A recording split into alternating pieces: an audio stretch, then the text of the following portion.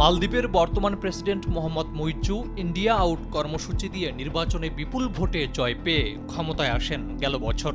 আর চলতি বছরের শুরু থেকেই ভারত মালদ্বীপের সম্পর্ক যেন হয়ে ওঠে এক টানাপোড়েনের সংসার। গেল এপ্রিলে মালদ্বীপে থাকা ভারতের সেনাদের একটি দলকে মালদ্বীপ ছাড়ার নির্দেশ দিয়েছিল মুইজ্জু সরকার। এরপর মে মাসে চীনের সঙ্গে প্রতিরক্ষা চুক্তি সই করে মালদ্বীপ। বছরের শুরুতে ভারতের প্রধানমন্ত্রী নরেন্দ্র মোদীকে নিয়ে অবমাননাকর মন্তব্য করেছিলেন মালদ্বীপের দুজন উপমন্ত্রী। জবাবে মালদ্বীপ বর্জনের ডাক দেন ভারতের পর্যটকেরা, যা পর্যটক নির্ভর মালদ্বীপের জন্য মারাত্মক হুমকি ছিল। তবে ভারতের আধিপত্য বিরোধী মুইজ্জু সরকার গঠনের পর অর্থনৈতিক সংকটে পড়ে মালদ্বীপ। এর মধ্যে মুইজ্জুর ভারত সফরের কথা শোনা যাচ্ছে।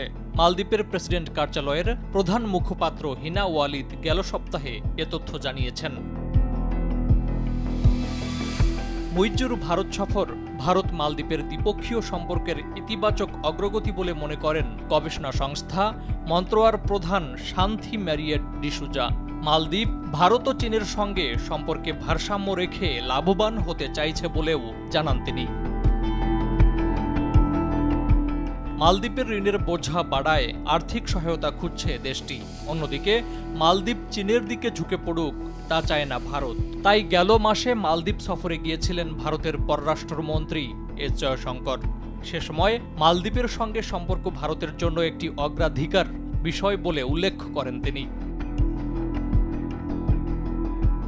দিল্লির জওহরলাল নেহরু বিশ্ববিদ্যালয়ের সাউথ এশিয়ান স্টাডিজের অধ্যাপক পি শাহাবেদন বলেন, মুইজ্জুর সরকার তার চীনপন্থী অবস্থান পরিবর্তন না করেও ভারতের প্রতি তার অবস্থান নরম করেছে।